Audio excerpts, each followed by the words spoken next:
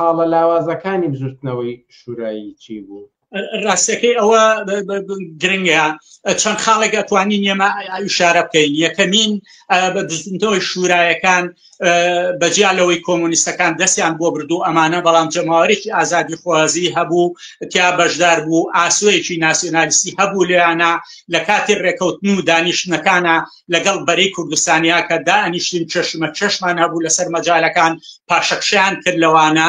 ئەوە بوو کە لە هەژدەی مانگە کە نوێنەرانی ئێمە لەگەڵیانە دانیشتووە، نوێنەری ئێمە کە ئەو کاتە یەکێک لەوانە خەسرەسایە بوو، هاتە دەرەوتی نوێنەرەکانتان لێوانە خۆشخەیاڵە بە ناسیۆنالیزمی کورد و سازشی کردووە و ئێمە ئەبێ لەسەر خەتی جەماوەری کرێکار و زەحمەتکێش و شوراکان بێت. ئەمە خاڵی دووەمیش ئەوە بوو، شوراکانیش بە هەمان شێوە دەورەیەکی تازە بوو، ئەوەی هەبوو ئێمە تەجروبەیەکمان نەبوو لەوانە، تەجروبەکەی هەمان بوو، ئەوە بوو شۆڕشی ئۆکتۆبەر و شورا کرێکارەکانی ئەوێ بوو لەگەڵ شۆڕشی ساڵی 1970 ئێران و شوراکانی کوردستانی ئێران بوو. ئەم تەجروبانە لە بەردەمانە بۆیە شتەکانمان زیاتر لە توێریەوە هێنا و ئەمە هەبوو. دووەمیش ناسیۆنالیزمی کوردی پرچەک بوو و ئەمریکا ئەمانەی لە پشتسەر بوو و بە هەمان شێوە فەزای منتیقەکەش لە مەسلحەتی ئەوان بوو و ترسیان هەبوو. یەکێک لەوانە کە ئەو بینەرە بەڕێزە کە ئەمەی نووسیەوە ئەبێ بزانێ، یەکێک لەوانەیە کە نیگەرانی هەبوو ئەحزابی ناسیۆنال نەشوران مستەفای اعترافی کرد بوو بەوەی کە